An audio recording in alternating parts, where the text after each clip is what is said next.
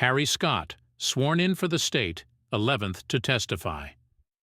I am Superintendent of the local branch of the Pinkerton Detective Agency. I have worked on this case with John Black, City Detective.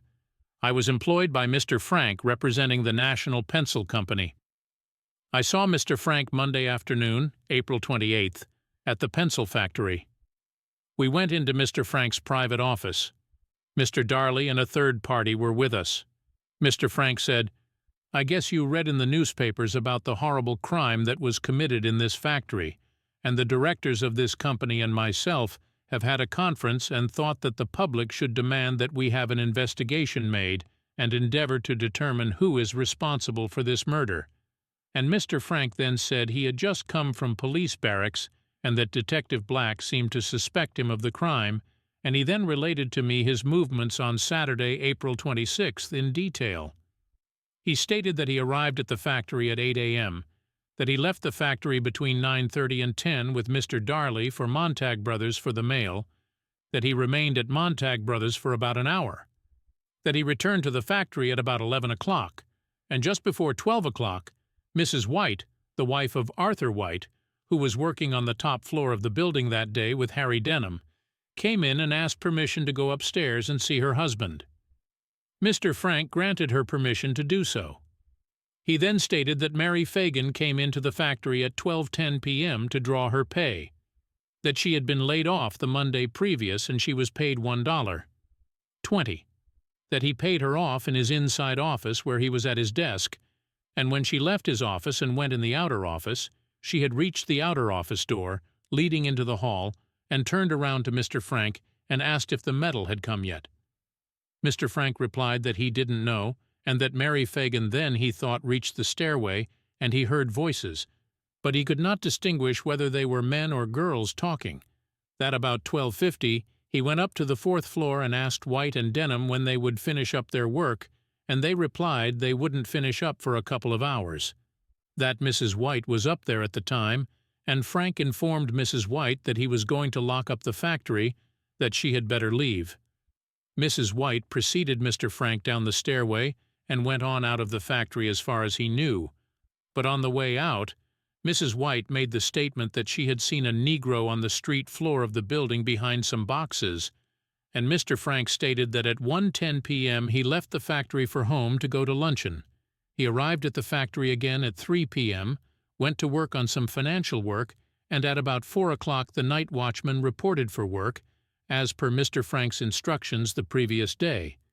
That he allowed Newt Lee to go out and have a good time for a couple of hours and report again at 6 o'clock, which Newt did, and at 6 o'clock when Lee returned to the factory, he asked Mr. Frank, as he usually did, if everything was all right, and Mr. Frank replied yes, and Lee went on about his business. Mr. Frank left the factory at 6:04 p.m., and when he reached the street door entrance he found Lee talking to Gantt, an ex-bookkeeper who Frank had discharged for thieving. Mr. Frank stated that he had arrived home at about 6:25 p.m., and knowing that he had discharged Gantt, he tried to get Lee on the telephone at about 6:30, knowing that Lee would be in the vicinity of the time clock at that time and could hear the telephone ring, that he did not succeed in getting him at 6:30, but that he got him at 7, that he asked Lee the question if Gantt had left the factory and if everything was all right, to which Lee replied yes, and he hung up the receiver. Mr. Frank stated he went to bed somewhere around 9:30. After that, Mr. Frank and Mr. Darley accompanied me around the factory and showed me what the police had found, Mr. Darley being the spokesman. We went first to the metal room on the second floor, where I was shown some spots supposed to be blood spots. They were already chipped up, and I was taken to a machine where some strands of hair were supposed to have been found. From there we went down and examined the time clock and went through the scuttle hole and down the ladder into the basement, where I was shown where everything had been found. As to Mr. Frank's manner and deportment at the time we were in his office, he seemed to be perfectly natural. I saw no signs of nervousness. Occasionally between words he seemed to take a deep breath and deep sighs about 4 or 5 times. His eyes were very large and piercing. They looked about the same they do now. He was a little pale. He gave his narrative rather rapidly. As to whether he stated any fixed definite time as to hours or minutes, he didn't state any definite time as to when Mary Phagan came in. He said she came in at about 12:10. We furnished attorneys for Frank with reports. After refreshing my memory, I now state that Mr. Frank informed me at the time I had that conversation with him that he heard these voices before 12 o'clock, before Mary Phagan came. He also stated during our conversation that Gantt knew Mary Phagan very well, that he was familiar and intimate with her. He seemed to lay special stress on it at the time. He said that Gantt paid a good deal of attention to her. As to whether anything was said by any attorney of Frank's as to our suppressing any evidence as to this murder, it was the first week in May when Mr. Pierce and I went to Mr. Herbert J. Haas's office in the 4th National Bank Building and had a conference with him as to the Pinkerton Agency's position in the matter. Mr. Haas stated that he would rather we would submit our reports to him first before we turned it over to the police and let them know what evidence we had gathered. We told him we would withdraw before we would adopt any practice of that sort, that it was our intention to work in hearty cooperation with the police. I saw the place near the girls' dressing room on the office floor. Fresh chips had already been cut out of the floor, and I saw white smeared where the chips had been cut out, and there were also some dark spots near the chipped-out places. It was just as though somebody had taken a cloth and rubbed some white substance around in a circle, about 8 inches in diameter. This white stuff covered all of the dark spots. I didn't note any unusual signs of nervousness about Frank in his office. There wasn't any trembling or anything of that sort at that time. He was not composed. On Tuesday night, April 29th, Black, Mr. Frank, and myself were together, and Mr. Black told Mr. Frank that he believed Newt Lee was not telling all that he knew. I also said to Mr. Frank that Newt knew more than he was telling, and that as he was his employer, I thought he could get more out of the nigger than we could, and I asked him if he would consent to go into a room as employer and employee and try to get it out of him. Mr. Frank readily consented, and we put them in a private room. They were together there for about 10 minutes alone. When about 10 minutes was up, Mr. Black and I entered the room, and Lee hadn't finished his conversation with Frank and was saying, "Mr. Frank, it is awful hard for me to remain handcuffed to this chair." And Frank hung his head the entire time the Negro was talking to him, and finally, in about 30 seconds, he said, "Well, they have got me too." After that, we asked Mr. Frank if he had gotten anything out of the Negro, and he said, "No, Lee still sticks to his original story." Mr. Frank was extremely nervous at that time. He was very squirmy in his chair, crossing one leg after the other, and didn't know where to put his hands. He was moving them up and down his face, and he hung his head a great deal of the time while the Negro was talking to him. He breathed very heavily and took deep swallows, and sighed and hesitated somewhat. His eyes were about the same as they are now. That interview between Lee and Frank took place shortly after midnight Wednesday, April 30th. On Monday afternoon, Frank said to me that the first punch on Newt Lee's slip was 6:33 p.m., and his last punch was 3 a.m. Sunday. He didn't say anything at that time about there being any error in Lee's punches. Mr. Black and I took Mr. Frank into custody about 11:30 a.m. Tuesday, April 29th. His hands were quivering very much. He was very pale. On Saturday, May 3rd, I went to Frank's cell at the jail with Black, and I asked Mr. Frank if from the time he arrived at the factory from Montag Bros up until 12:50 p.m., the time he went upstairs to the 4th floor, was he inside of his office the entire time, and he stated, yes. Then I asked him if he was inside his office every minute from 12 o'clock until 12:30, and he said, yes. I made a very thorough search of the area around the elevator and radiator and back in there. I made a surface search. I found nothing at all. I found no ribbon or purse or pay envelope or bludgeon or stick. I spent a great deal of time around the trap door, and I remember running the light around the door way right close to the elevator, looking for splotches of blood, but I found nothing. Cross-examination. Yes, I sent you this report as to what happened between Mr. Herbert J. Haas and myself. This afternoon, Supter H.B. Pierce and myself held a conference with Mr. Herbert Haas, at which the agency's position in the matter was discussed, and Mr. Haas stated they wanted to learn who the murderer was, regardless of who it involved.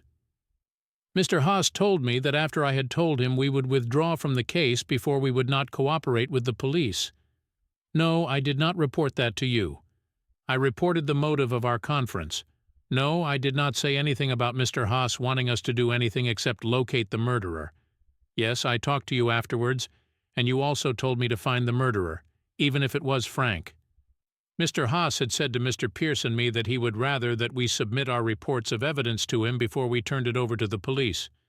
No, there was nothing said about not giving this to the police. I testified at the coroner's inquest as to what conversation I had with Mr. Frank. I did not give you in my report the details of Mr. Frank's morning movements, when he left home, arrived at the factory and went to Montag Bros. And returned to the factory. As to my not saying one word about Gantt being familiar with this little girl, that was just an oversight. That is all. No, I did not testify to that either at the coroner's inquest. I didn't put it in the report to you, because Gantt was released the next day, and I didn't consider him a suspect. There was no reason for my not giving it to you. It was an oversight. I am representing the National Pencil Company, who employed me, and not Mr. Frank individually. It is true in my report to you with reference to the interview between me and Mr. Frank that I stated, I had no way of knowing what they said because they were both together privately in a room there and we had no way of knowing except what Lee told us afterwards. I now state that I did hear the last words of Lee. I didn't put in my notes that Gantt was familiar with Mary Phagan. I don't put everything in my notes and the coroner didn't examine me about it either. No, I didn't tell the coroner anything about Frank crossing his legs and putting his hands up to his face. I never went into detail down there. No, I didn't mention his hanging his head.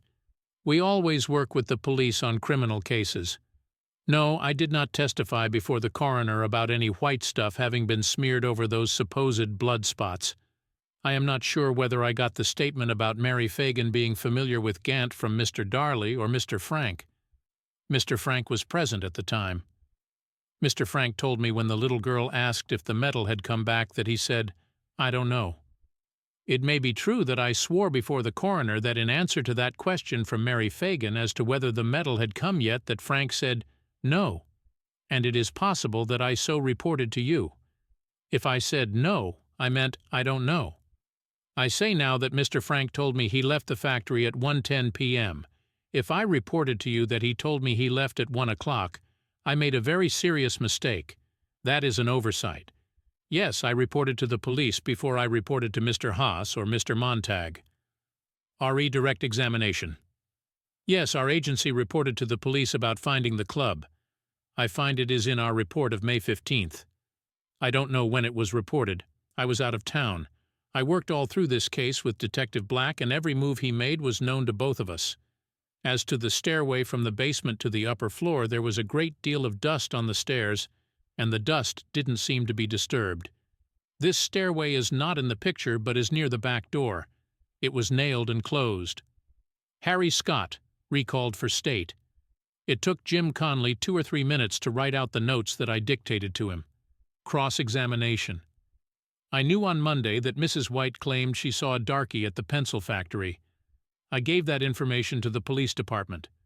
Mr. Frank gave me the information when I first talked to him. I never inquired of Frank or any of the pencil factory people if Conley could write. Sunday, May 18th, I was present when Conley made his statement. May 18th. I wrote it out myself. Defendant's Exhibit 36. He made no further statement on that day. He stated that he did not go to the pencil factory at all that day. At that time I knew he could write. He told me everything that was in that statement. The information that Conley could write came from the pencil factory on May 18th. On May 18th I dictated to Conley these words. That long, tall black negro did by himself. I dictated each word singly, and I should judge it took him more than 6 or 7 minutes to write it. He writes quite slowly. When he was brought before Mrs. White to see if she could identify him, he was chewing his lips and twirling a cigarette in his fingers. He didn't seem to know how to hold on to it. He could not keep feet still. He positively denied on May 18th that he had anything to do with the murder of Mary Phagan and that he was at the factory at all. We talked very strongly to him and tried to make him give a confession. We used a little profanity and cussed him. He made that statement after he knew that I knew he could write. We had him for about 2 or 3 hours that day. He made another statement on May 24th, which was put in writing. Defendant's Exhibit 37. He was carried to Mr. Dorsey's office that day and went over the statement with Mr. Dorsey. He still denied that he had seen the little girl the day of the murder. He swore to all that the statement contains. That statement was a voluntary statement from him. He sent for Mr. Black and we went there together. We questioned him again very closely for about 3 hours on May 25th. He repeated the story that he told in his statement of May 24th. We saw him again on May 27th in Chief Lanford's office, talked to him about 5 or 6 hours. We tried to impress him with the fact that Frank would not have written those notes on Friday, that was not a reasonable story. That showed premeditation and that would not do. We pointed out to him why the first statement would not fit. We told him we wanted another statement. He declined to make another statement. He said he had told the truth. On May 28th, Chief Lanford and I grilled him for 5 or 6 hours again, endeavoring to make clear several points which were far-fetched in his statement. We pointed out to him that his statement would not do and would not fit. He then made us another long statement on May 28th, Defendant's Exhibit 38, having been told that his previous statement showed deliberation, that could not be accepted. He told us then all that appears in the statement of May 28th. He never told us anything about Mr. Frank making an engagement for him to stamp for him and for him to lock the door. He told us nothing about seeing Montine Stover. He did not tell us about seeing Mary Phagan. He said he did not see her. He didn't say he saw Lemmy Quinn. Conley was a rather dirty negro when I first saw him. He looked pretty good when he testified here. Frank was arrested Tuesday morning at about 11:30. On May 29th we had another talk with him. Talked with him almost all day. Yes, we pointed out things in his story that were improbable and told him he must do better than that. Anything in his story that looked to be out of place we told him wouldn't do. After he had made his last statement, we didn't wish to make any further suggestion to him at that time. He then made his last statement on May 29th, Defendant's Exhibit 39. He told us all that appears in that statement. We tried to get him to tell about the little mesh bag. We tried pretty strong. He always denied ever having seen it. He never said that he saw it in Frank's office, or that Frank put it in his safe. We asked him about the parasol. He didn't tell us anything about it. He didn't tell us anything about Frank stumbling as he got on the street floor at the elevator and hit him. Since making this statement on May 29th, I have not communicated with Conley and have not seen him. He never told us that he came from his home straight to the factory. He denied knowing anything about the fecal matter down in the basement in the elevator shaft. He never said he went down there himself between the time he first came to the factory and went to Montag's. He never said he thought the name of the little girl was Mary Perkins. He never said anything at all about Mary Perkins. We pressed him that day as to whether he saw Mary Phagan or not. He finally told us that he saw her dead body. He never did tell us that he heard a lady scream, though we asked him about it. He said he did not hear anybody scream while he was sitting on the box. He said he didn't hear anything at all that day. He never said anything about Mr. Frank having hit her and having hit her too hard. He never said anything about somebody running on tiptoes from the metal department and back again. He said he did not hear any stamping. He did not tell us anything about Mr. Frank telling him how to lock the door. He did not tell us anything about Frank having a cord in his hand at the top of the steps, or that Frank looked funny about his eyes or that his face was red. He didn't tell us that he went back there and found the little girl with a rope around her neck and a piece of underclothing, or that he went back to Mr. Frank and told him the girl was dead, or that he wrapped her in a piece of cloth. He said it was a crocus sack. He did not say anything about Mr. Frank saying, "Shh." He didn't say that he put the sack on his shoulder and that body dangled round about his legs. He said he never saw the ribbon, didn't know where it was. We asked him whether there was any thought of burning the body, and he said not. He didn't know anything about that. He never said anything about his promising to come back and burn the body, or that he said to Mr. Frank, "You are a white man and done it, and I am not going down there and burn it myself," or that Mr. Frank had arranged to give his bond and send him away, or that Frank said he would have a place to get in by when he came back to burn the body, or said he owed a Jew 10 cents and paid it. He did not tell us of any conversation he had with Mr. Frank on Tuesday after the murder in which Mr. Frank said, "If you had come back on Saturday and done what I told you, there wouldn't have been any trouble." As to the scene between Conley and me when I undertook to convince him that I knew he could write on Sunday, May 18th, I called him up at Chief Lanford's office, gave him a paper and pencil, and told him that we understood he said he couldn't write, and now we knew he could write, and we wanted him to write what we told him. He sat there and looked at us while we were talking, and I told him to write as I dictated, and he picked up the pencil and wrote immediately. We convinced him that we knew he could write, and then he wrote. Redirect examination. I got information as to Conley writing through my operations while I was out of town. McWhirth told me when I returned. I got no information personally about Conley being able to write from the pencil company people. Personally, I did not get information as to Conley's being able to write from pencil company. I got it from outside sources, wholly disconnected with the pencil company. As to whom I first communicated anything about Mrs. White's statement about seeing a negro down there, my impression is I told it in my many conversations with Black and Chief Lanford and Bass Rosser. Don't know the day. It was shortly after April 28th. After Conley made his last statement, Chief Beavers, Lanford and I went to the jail with Conley and saw the sheriff, and he went to Frank's cell. The last time I saw Frank was Saturday, May 3rd. As to whether Mr. Frank refused to see me, only through Sheriff Mangum, as to the number of matters I told Conley didn't fit the first time, and those I told him didn't fit the last time, I could not name those. That would almost be impossible unless I had the statement clear in my head. I never suggested what to put in or what to substitute or what to change. They came from Conley himself. The state rests. Evidence for the defendant.